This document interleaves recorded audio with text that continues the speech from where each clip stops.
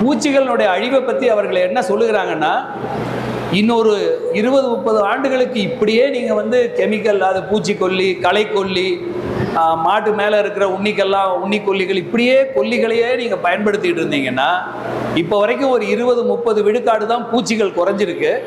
ஒரு 50 விழுக்காடு குறைஞ்சிருச்சுன்னா, அது தேனீக்களாக இருக்கலாம், சாணு வண்டுகளாக இருக்கலாம், சின்ன சின்ன பறவைகளாக இருக்கலாம், எல்லாம் ஒன்றோட ஒன்று சேர்ந்தது. ஏன்னா ஒரு சின்ன பறவை வந்து குஞ்சு பொறிச்சதுலேருந்து அது பறவை வர்றதுக்கு 1 லட்சம் புழுக்கள் வேணும்.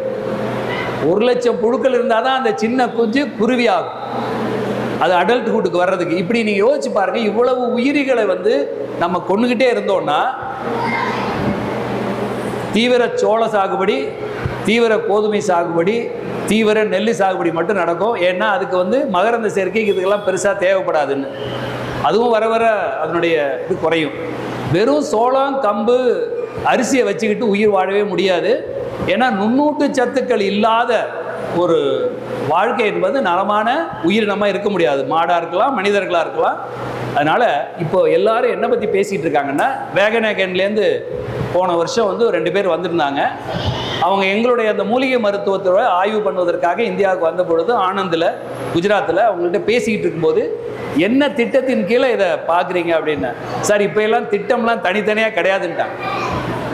கடந்த ஒரு 3-4 வருடங்களாக நெதர்லாந்தில் இருக்கக்கூடிய வேகனேகன் பல்கலைக்கழகம் ஒரு திட்டத்தை முன்வைக்கிறது. அதுக்கு பேர் என்னன்னா, nature positive food production system.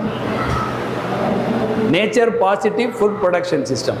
அது என்ன சுற்றறிக்கை அனுப்புகிறாங்கன்னா, நீங்கள் எந்த துறை வேணால் இருந்துங்க, மைக்ரோபாலஜி, பெத்தாலஜி, அக்ரானமி, எது வேணால் வச்சுங்க, ஆனால் எல்லாரும் ஒரே ஒரு கொள்கையை நோக்கி தான் பயணிக்கணும். அதுக்கு பேர் nature positive food system or food production system.